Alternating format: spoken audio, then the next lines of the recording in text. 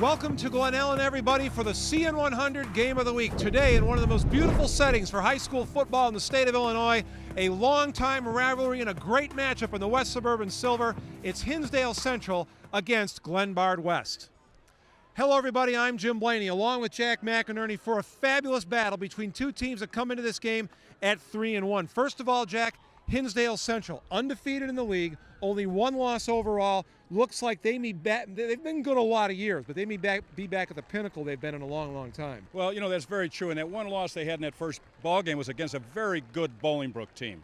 And, you know, they're back in conference play now. They do have a few injuries, and that's going to have some implication in today's ball game. But they're always very solid, fundamentally coached extremely well. Glenbard West, they are the defending 7A champions. They lost their opening game of the year, but they've run the table since.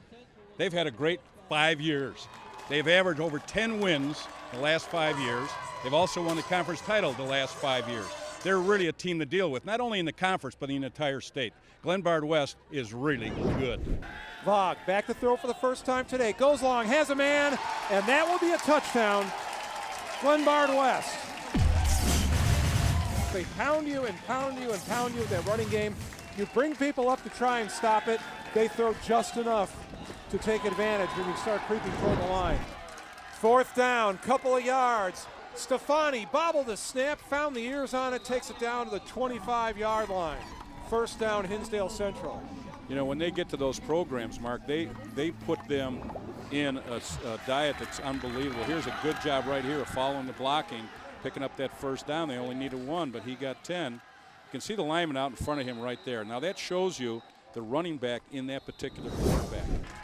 He's got Thompson and Edmond with him in the backfield. White.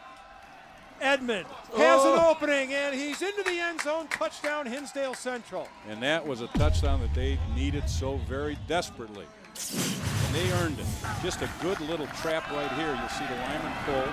He gets outside the seam and runs a little horizontal where he gets that lane and gets into the end zone. Glenbard West looked unbeatable in the first quarter. They slowed down a little bit in that second quarter. They'll get it on the ground to get it going here in the second half. And that's Vaughn. Breaks it. He's into the secondary. He's in a race down the hash mark, and he hangs on to the ball, but he's brought down at the 15-yard line. Zach Hedayat came up from behind, tried to punch the ball out, could not do it.